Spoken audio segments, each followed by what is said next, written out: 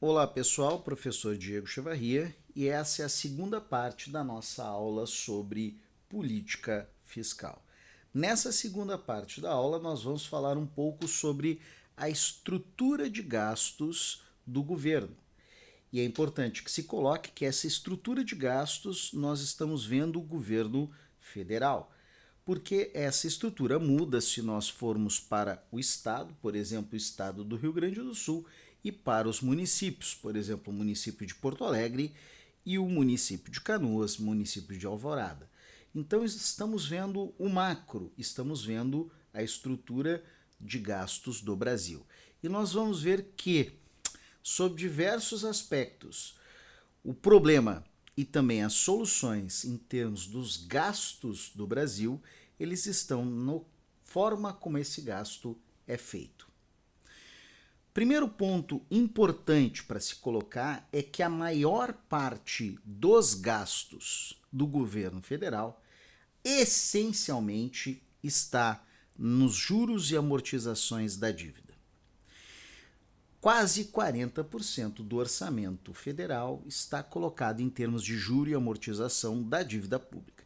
Embora a maior parte do pagamento deste encargo da dívida seja por meio de rolagem da dívida. O governo não paga em dinheiro, ele acaba dando, na maior parte das vezes, mais títulos da dívida. Para além dos gastos com juros e amortização da dívida, temos os gastos com previdência social, onde a aposentadoria e as aposentadorias sociais, elas têm um impacto muito grande no atual desequilíbrio da previdência social. Nós acabamos de ter uma reforma da previdência. Não vou mentir para vocês, teremos que ter outra reforma. E este professor aqui foi muito penalizado na última reforma, e eu quero dizer para vocês que existe a boa possibilidade de eu ser penalizado mais uma vez na reforma que virá. Além disso, existem categorias e existem questões bastante problemáticas em termos da nossa previdência social. Por exemplo, a aposentadoria dos militares e, por exemplo, a aposentadoria nos membros de poder e da justiça, ou seja, de juízes e procuradores. Essa aposentadoria, ela é, digamos assim, deficitária na maior parte. Além disso, nós temos gastos que são colocados na Previdência Social e que são gastos sociais. Um deles é a aposentadoria rural, que é uma grande dívida social que nós temos no Brasil. E para além da gasto com a aposentadoria rural, nós temos também o BPC, o Benefício de Prestação Continuada, que é uma aposentadoria paga para quem tem mais de 65 anos, ou seja, para os idosos, para que eles tenham algum dinheiro, que tenham alguma renda. Toda essa aposentadoria, ela entra no bojo do gasto com previdência social e resulta que a previdência ela é subavitária. Ela gasta mais do que arrecada. E esse gastar mais do que arrecada, no longo prazo, vai piorar. E é uma decisão da sociedade. Será que devemos cortar as aposentadorias para equilibrar o orçamento? É uma questão complexa. Para além da previdência social, juros e amortização, nós temos também as transferências que o governo manda para os estados e municípios, que são quase 10% dos gastos. E vejam só, os gastos com administração da máquina pública são da ordem de 1% dos gastos. Não é ali que vai se conseguir equilibrar os gastos públicos. Olhem o gasto com saúde, 4%. Olhem o gasto com educação, em torno de 4%. Então, saúde e educação, que são serviços essenciais do Estado, eles acabam levando pouco dinheiro do orçamento público em termos percentuais. Óbvio que em si é muito dinheiro, mas em termos percentuais são valores relativamente pequenos. Olhem ali o nosso gasto em termos de governo federal com segurança pública? 0,34. É um gasto relativamente pequeno. Então tenham consciência, quando nós falamos em gasto público, a essência do gasto público ela deve estar em saúde, educação e segurança. Para além de saúde, educação e segurança, nós temos outros dois grandes gastos no Brasil, previdência social e juros e amortização da dívida. Quando se fala, o governo deve gastar menos, onde que o governo deve gastar menos? Em juros? Em previdência social? Ou em saúde, educação e segurança? Porque na maior parte das vezes, quando se fala em o governo deve gastar menos, as pessoas falam em cortar, por exemplo, da saúde, por exemplo, da educação, e nunca se fala em cortar em juros e amortização da dívida, que é o grosso do gasto. Então compreendam que aqui é uma área em disputa. Aqui é uma área relevante em termos de disputa. Onde é que eu vou investir o dinheiro do governo? E se a gente for ver em termos de evolução histórica, a carga tributária do Brasil ela cresceu, e cresceu de forma relevante. Da década de 70, alguma coisa como 23% era o gasto público, para alguma coisa como 34%, 35% em anos recentes. Esse crescimento ele se deu essencialmente em gastos com pessoal, em assistência e previdência privada, mas muito em termos de juros reais pagos à dívida. Então compreendam isso. O governo brasileiro, ele não tem muito como gerenciar os gastos públicos sem, com isso, deixar de oferecer serviços para a população. Porque, no final das contas, o grande crescimento que houve em termos de custo de gasto público foi nos juros reais e foi na previdência pública colocada pelo governo. Em termos percentuais, a gente está vendo aqui desde 95 para até agora, a máquina pública ela não é muito pesada no Brasil. Ela pesa em torno de 18% do PIB. Esses 18% do PIB, que inclui todo o gasto com educação, saúde e segurança, acreditem em mim, não é um valor grande, principalmente comparado com países desenvolvidos, países da OCDE, como, por exemplo, França, Itália, Alemanha, Estados Unidos e Inglaterra. Óbvio que se nós formos ver países pobres e com baixo nível de desenvolvimento, o Brasil é um país que gasta relativamente bastante em termos da sua máquina pública.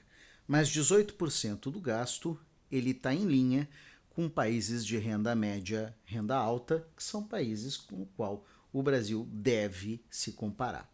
Então, o peso da máquina pública do governo, ele, em termos de longo prazo, está relativamente equilibrado.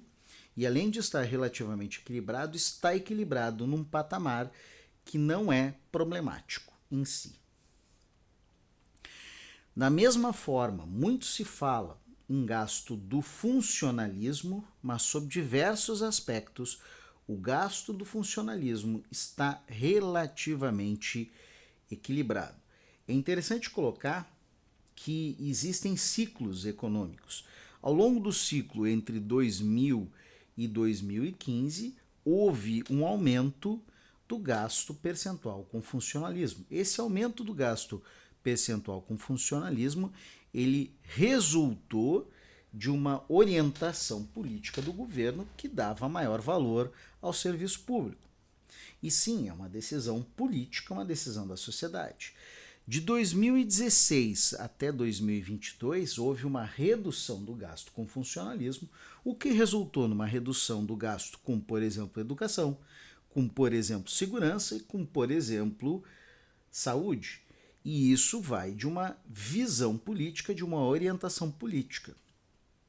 Essa visão política, essa orientação política, ela resulta em que há uma menor oferta de serviços à população, e essa menor oferta de serviços para a população, ela deveria retornar em termos de redução de carga de impostos, o que não houve.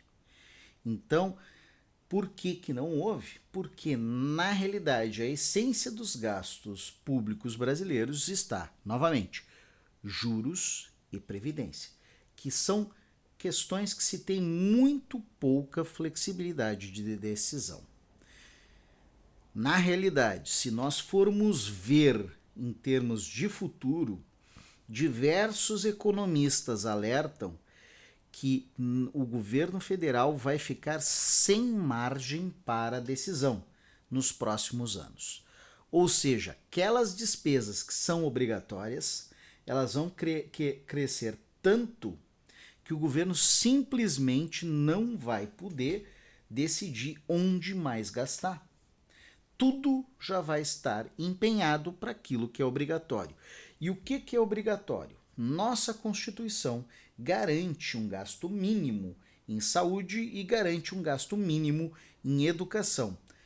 Para além dessa questão constitucional, nós temos também as ditas emendas parlamentares, que é o ponto onde se pode hoje reduzir e flexibilizar o gasto.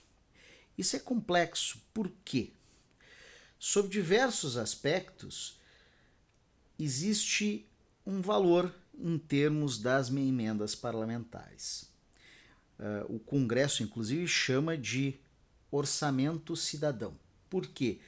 Realmente, o deputado sabe o que lá na ponta precisa, a sua cidade, a sua região, o seu estado. Em que pese essa consideração, é importante colocar que, recentemente, o Supremo Tribunal Federal tem exigido mais transparência das ditas emenda PIX.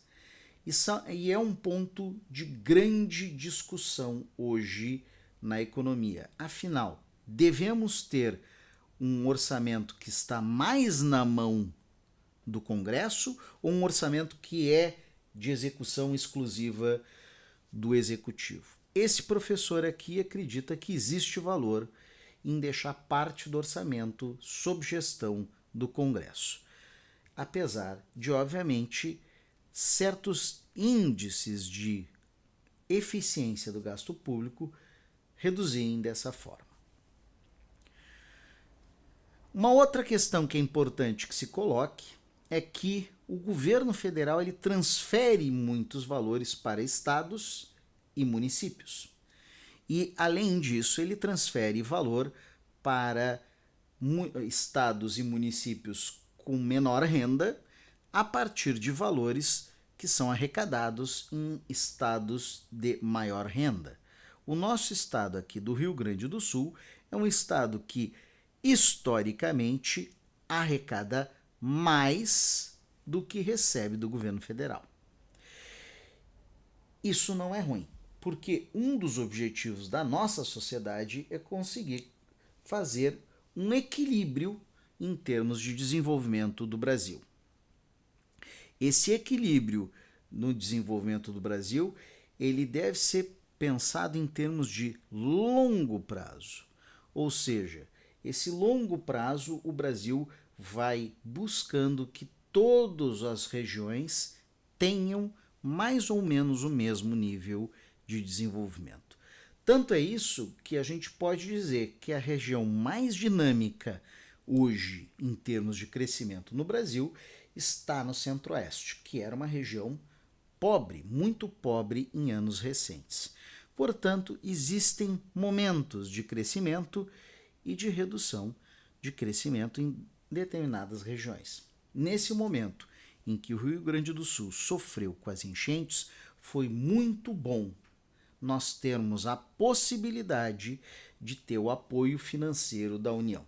Ou seja, diversos estados brasileiros se cotizaram por meio da União, por meio do Brasil, para com isso garantir o investimento aqui no nosso Rio Grande do Sul. Basta ver os valores que vão ser investidos agora em macrodenagem no estado E aí nós podemos ver que se fôssemos depender exclusivamente da nossa sociedade nesse momento, do nosso Rio Grande do Sul, nós não teríamos conseguido se organizar. Nós não teríamos conseguido dar a volta por cima. Então, é bom esse processo de repartição na federação. Aqui, pessoal, eu termino a segunda parte da nossa aula de política fiscal e na próxima aula nós vamos falar um pouquinho sobre os gastos sociais e o objetivo social do gasto público aqui no Brasil. Obrigado e até mais.